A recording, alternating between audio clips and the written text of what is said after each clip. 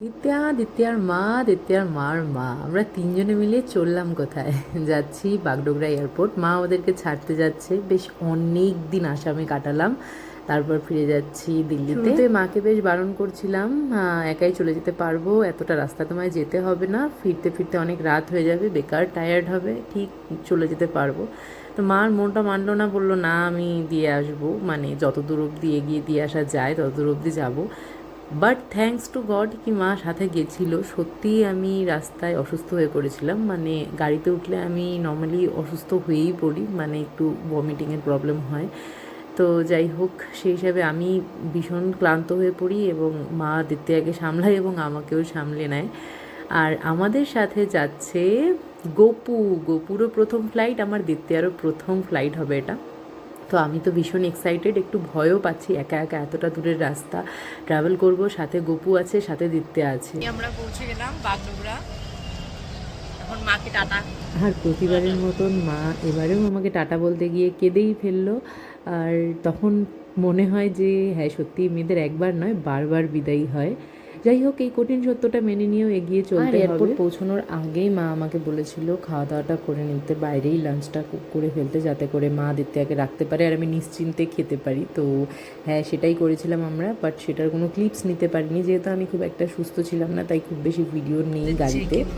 সব ডান, আর এই হচ্ছে দিত্যার এয়ারপোর্ট লুক। গাড়ি থেকেই বেশ অনেক কিছু চলছিল আমার মাথায়, কারণ অনেক প্রসিজিওর ছিল আমার এয়ারপোর্টে এসে যেগুলো করতে হতো, তাই এয়ারপোর্টে একটু সময় থেকে তাড়াতাড়ি পৌঁছানোর ছিল। মানে এই ধরো দিত্যার নামটা এন্ট্রি করাতে হবে, ইনফ্যান্টেরও 4-5 দিন বয়স পার হয়ে গেলেই তারপর থেকে টিকিট লাগে, তো দিত্যার মোটামুটি হাফ টিকিট লেগেছিলো। তো যাই হোক, সেগুলো প্রসিজিওর সব করাতে হতো এয়ারপোর্টে এসে, যেগুলো করিয়েছিলাম। দেন আমি ডিমান্ড করাতে ওনারা আমাকে একজন অ্যাসিস্ট্যান্ট প্রোভাইড করেন, যিনি আমাকে লাগেজগুলো ক্যারি করতে হেল্প করেছে, যেহেতু আমার সাথে বেবি ছিল। তিনি শুধু চেক ইন অবধি আসতে পারবে, তার বেশি ওনার পারমিশন নেই, তাই জন্য মোটামুটি আমি সব লাগেজই চেক ইনে দিয়ে দিয়েছিলাম, শুধু দ্বিতীয় স্ট্রলার আর আমার পার্সটা বাদে। একটা টিকিটের ওয়েটের থেকে একটু বেশি এক্সিট করে গেলে ওনাদের দিক থেকে কোনো অসুবিধে ছিল না, কারণ আমার কাছে একটা এক্সট্রা টিকিটও ছিল, মানে দ্বিতীয়ারও যেহেতু টিকিট করানো ছিল। তো যাই হোক, ওনারা আমাকে বলেছিল যে যদি আমি চাই আমি স্ট্রলারটা আর আমার পার্সটাও দিয়ে দিতে পারি, বাট আমি না করেছিলাম। পার্সের তো প্রয়োজন হবেই বেবি থাকলে সাথে, তাছাড়া পার্সে গপু ছিল, তো সেটা তো আমি কোনোভাবেই লাগেজে দিতে পারি না, সাথেই রাখবো ডেফিনেটলি। আর একটা অভিজ্ঞতা তোমাদের সাথে শেয়ার না করলেই নয়, জানো তো আমাদের কোনো সাধ্যই নেই কাউকে কোথাও নিয়ে যাওয়ার, কারোর জন্য কিছু করার, কাউকে কিছু দেওয়ার, সমস্তটাই এনার ইচ্ছা। আর সত্যি ইনি না চাইলে মানে কোনো কিছুই সম্ভব নয়। আমি বেশ দোটানায় ছিলাম গপু নিয়ে,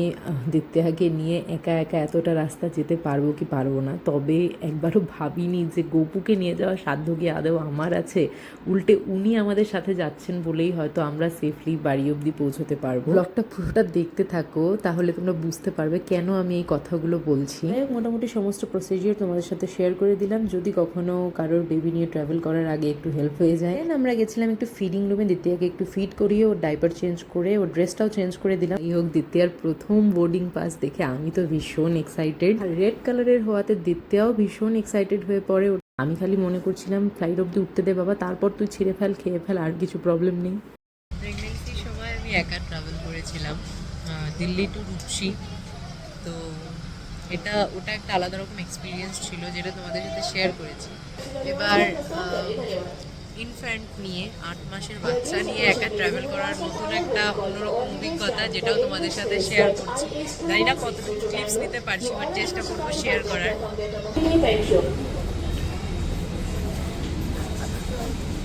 এই দিত্যা স্ট্রলারে বসে আছে।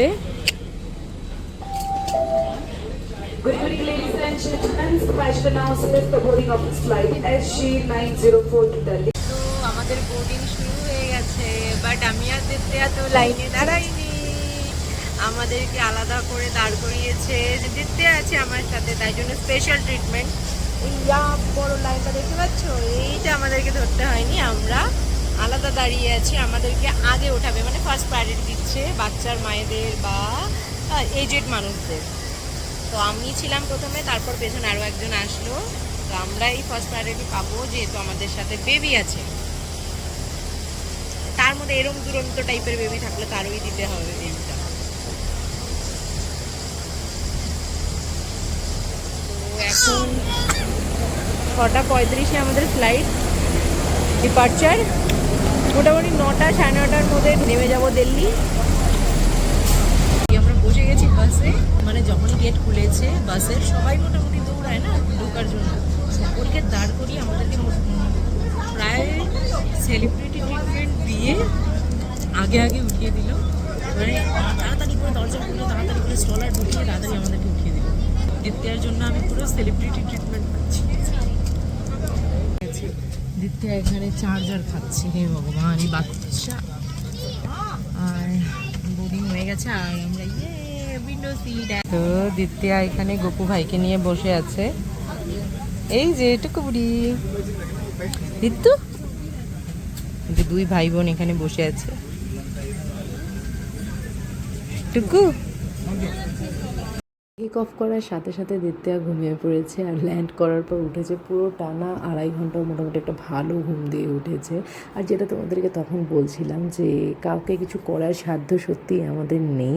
আমি না শুরুতে ভেবেছিলাম, মানে একটু দোটানায় ছিলাম যে একটা বেবি নিয়ে গপু নিয়ে একা আমি এতটা পথ যেতে পারবো কি না, কী করে কি সামলাবো, আমার পাশে যে থাকবে সে কীভাবে রিয়্যাক্ট করবে, আমি কিভাবে সবটা ম্যানেজ করব। তারপর আমি যখন ফ্লাইটে উঠলাম তখন দেখছি যে আমার পরপর পুরো 3টে সিট পুরো আমাদের 3 জনের জন্য, মানে একটা আমার, একটা দিত্যা আর একটা গপুর, এত সুন্দর করে সাজানো। ভাবতেও ভীষণ আশ্চর্য লাগছিল যে এটা কি করে পসিবল হলো। চলো আমি মেনেও নিলাম যে আমার পাশেরটা অ্যাটলিস্ট খালি দিল, কারণ আমার যাতে কোনো অসুবিধে না হয় বেবি নিয়ে, তাই জন্য একটা সিট আমি পেয়ে গেলাম। বাট পরপর 3টে সিটই খালি, সেই হিসাবে সিট প্ল্যানিংটা আমাদের করে দিয়েছে। যাই হোক ল্যান্ডিং শুরু হয়ে গেছে। ফার্স্ট ফ্লাইট দিত্যা ঘুমাতে ঘুমাতেই এনজয় করলো, উঠে ঘুমিয়ে পড়েছে, নেমে উঠলো।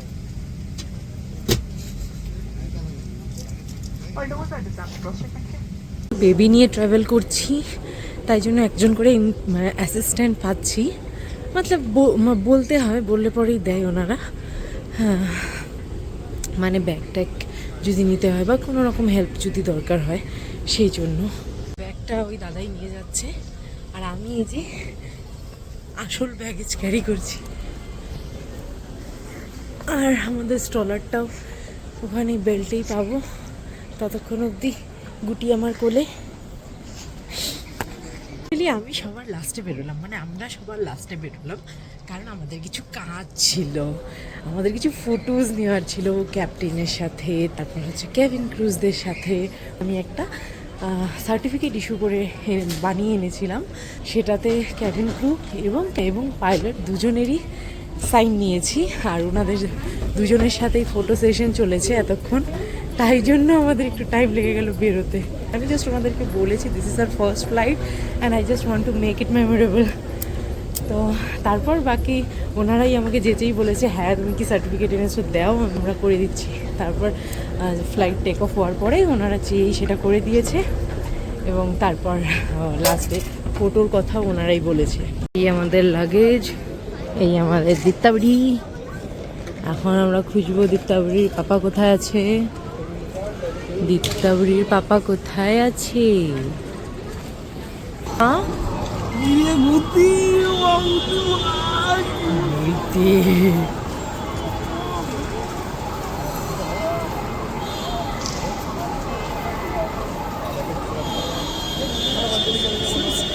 মনে হচ্ছে ক্যামেরা সাক্ষী আছে, মেয়েকে কোলে নিয়ে আমাকে ভুলেই গেছে, একবার তাকিয়ে দেখলো না।